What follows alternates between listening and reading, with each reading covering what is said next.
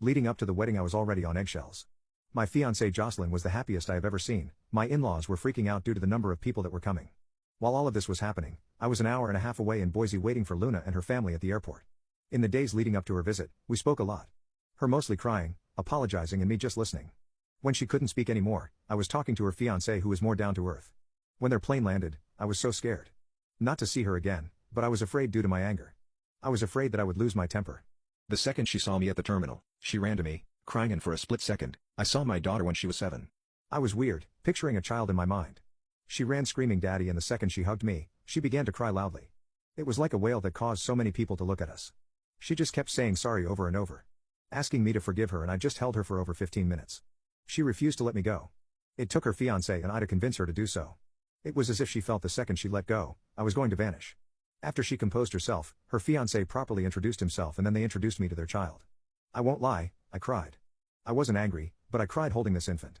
During the drive home we talked about her fiancé's boot camp, how he's going to be a career man, how Luna was going to college online to learn accounting, mostly catching up conversation. When we arrived at my house, Jocelyn and her family had a spread ready for them. Since we've been together, Jocelyn learned how to cook Spanish foods, but the week leading up to Luna's visit, she went a little overboard. Her and Luna just hit it off. Every few minutes Luna would walk towards me just to give me a quick hug and go back to Jocelyn. I was just holding my son and my grandson. While Jocelyn was introducing Luna to her family, I put the babies to bed and I went to the porch for some fresh air. Luna's fiancé was standing by foot in the yard, staring at all of the bisons roaming around. For a moment I wanted to give him the dad talk, but I felt that it wasn't my place. Instead I asked him how he liked the view, and he was awestruck. I know the feeling, living in the city the majority of your life, wide open spaces is a marvel to take in. After a minute or two he looked at me and told me how regretful Luna was. I've been with your daughter for 3 years and not a day goes by when she doesn't mention how much she misses you and regrets what she did. Out of everything he told me, that single sentence constantly replays in my mind. Her fiancé's name is Roberto. For a man who is only 19 years old, he acts and talks like a man in his 30s. The following day, I had to go to the shop and Luna practically jumped in the car with the baby. Even Roberto told her it was okay and to enjoy herself. Luna looked like she was going to hyperventilate, and I told her that we'll work a half day and I'll spend the rest of the day with her. That seemed to do it, and I slowly began to realize how traumatized Luna was. During the drive I asked Roberto how bad was she? She has severe abandonment issues, constantly afraid that he's going to leave her, despite him telling her that he will never. She calls him a lot, a bit clingy at times, and in the beginning, afraid to be herself in fear that they will break up. He had to reaffirm his love for her just so she could let her guard down a little. This was my doing. I know that, but he doesn't blame me.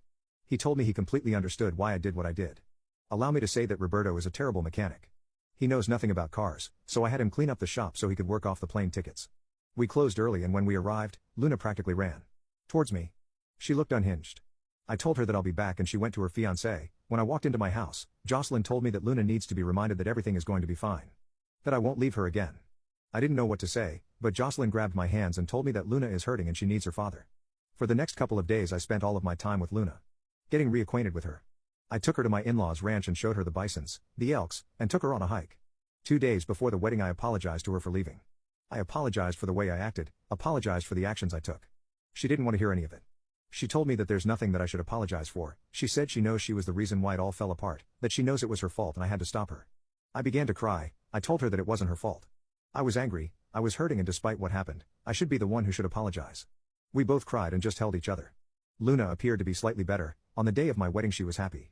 At the last minute, Jocelyn made her into a bridesmaid and Roberto a groomsman. The wedding was beautiful. During the reception I asked the DJ to play the song from Luna's Quince and I asked her to dance with me. She was crying the entire time, holding on to me for dear life as we danced. I haven't felt this happy in a long time. I let Luna and her fiancé stay in my house, taking care of her little brother while I went to Hawaii for my honeymoon.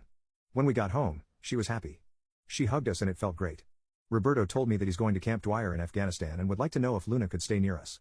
He would pay for an apartment near us, until he could buy a house. Of course I said yes. They went back to the city the day before yesterday. Mary Soul has been blowing up my phone, and based on the messages she left, she's not happy that Luna is moving.